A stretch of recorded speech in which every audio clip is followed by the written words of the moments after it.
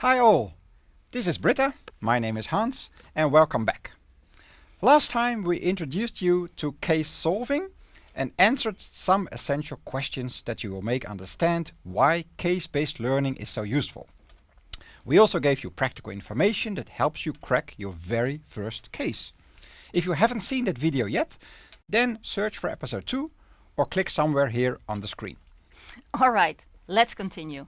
Now that you and your team are all set, we will go through the whole case solving cycle. And when we talk about the case solving cycle, we mean the process that takes you from the problem to the solution and beyond. It's important to mention that this cycle is iterative. In other words, it can be repeated several times. The process consists of gathering information, performing different analysis and ideation, so getting ideas about a possible solution. Then you must select the best solution and carry that through a whole implementation plan. That will show what concrete steps have to be taken in order to solve the problem and carry on with the business.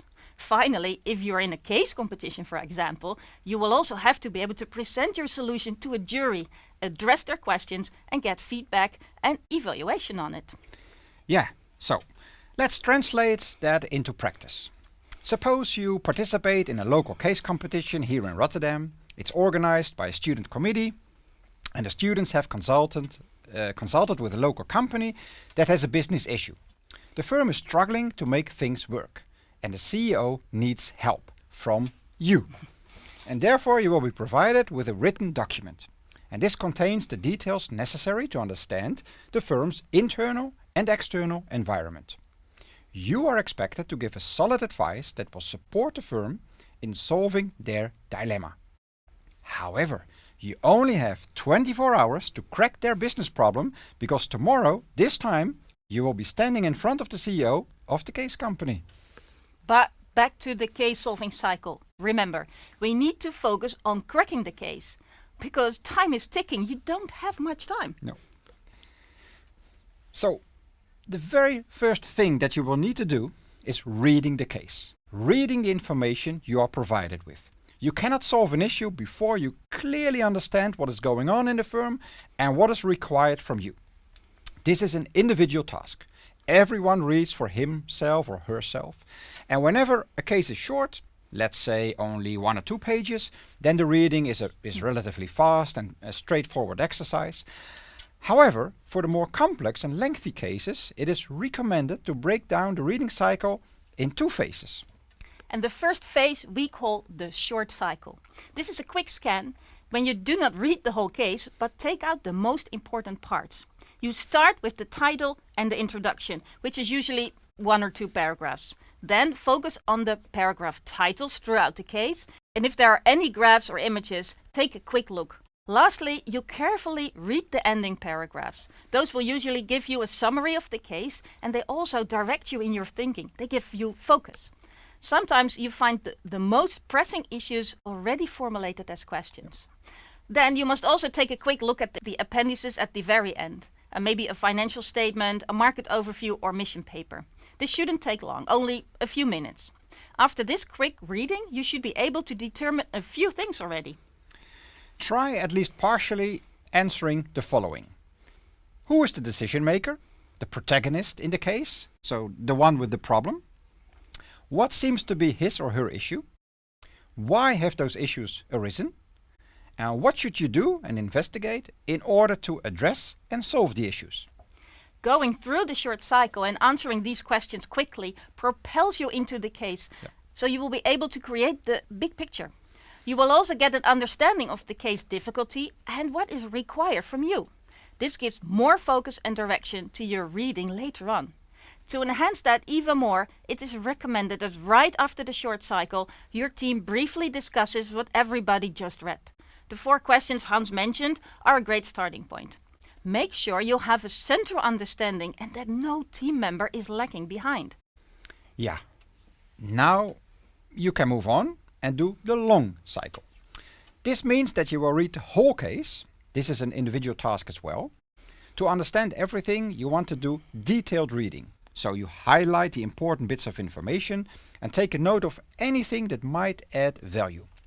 However, make sure to separate case facts from your own opinion. These are two different things. Indeed. And once you have read the case, it is time to sit together as a team and conclude what you have just read. First, you make sure you are on the same page and have a shared understanding of the company, how it makes money, and what seems to be the most important questions to answer. You then enter the analysis phase, which starts with identifying a central issue and the main questions to be answered. And sometimes that is very straightforward. For instance, Jumbo wants to go international, and which country should they go to first? But often it's not that simple. It might happen that every single one of you in the same team will define the central issue differently. In that case, a discussion among the team members is really essential. Indeed. However, an analysis is not a repetition of facts, but it is all about deep and insightful understanding. So with combining different facts in the case, you create new knowledge. And this is what we call insights. After close reading, you know the what's. So what problems, what concerns, and then it is time for the so what question. So what? What do all these problems mean? Is the company going bankrupt tomorrow? Are they on the wrong market? Is the current supply chain no longer a good fit? With the so what question, you will understand a business phenomenon deeper than what we see on the surface. And to support this process, we suggest you use the gap analysis. And always raise the 5 why questions to try identifying the root cause. But more on that in the next video. Let's proceed in the case solving cycle. All right, now you know what you want to solve. You have identified key issues and several underlying issues that will need to be addressed. But how exactly do you address these? Finding the best way forward consists of 2 major steps: ideation and option generation, and second, option selection. First of all, you cannot give the best solution to the firm until you have actually identified several possibilities. So you will need to start generating options. That is a brain-picking process during which you can explore and exploit both your rational and your creative side. Best is to do that first on individual and then on a group level. This way you will not be influenced by your teammates' opinions and no ideas are lost.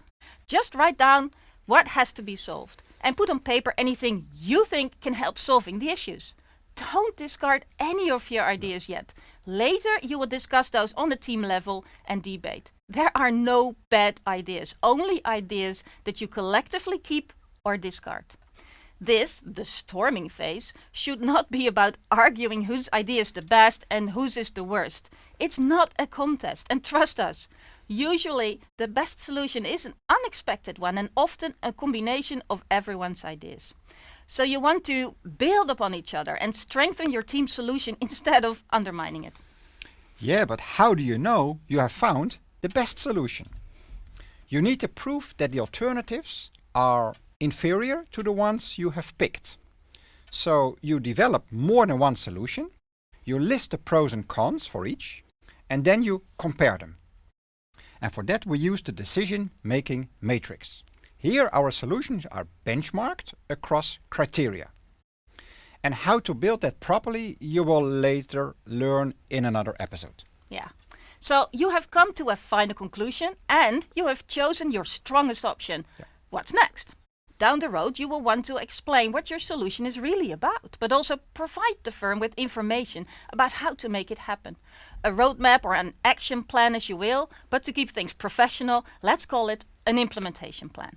So we can say that an implementation plan is to facilitate the execution of your solution. What concrete steps must the company take? After a solid and clear explanation of your solution, you always have to address a whole bunch of questions. What actions do you propose and how to finance those? What resources are needed? Who will carry out change? What are the risks associated? You see, there's a lot to be covered. Many questions have to be answered. More on this in our dedicated video for great implementation plans. Great. But remember, you take part in a competition. Your job is not done. No. You will present your findings and advice to the case company. And this jury will be very critical. If you have presented in front of an audience before, you probably know it is better to go prepared. And while many people can be really convincing by just talking, we suggest to create a nice and visually pleasing presentation that supports your story. But also want to go there with confidence, and you'll want to behave on stage like a real consultant. To do that extremely well and win a competition, we need another dedicated video where we explain the details. We feel for now we have exhausted you enough with all this information, which for some of you might have been completely new. So take a break, drink a glass of water, and when you are ready, we will see you back in the next episode, which zooms in on analysis. See you soon. Bye bye.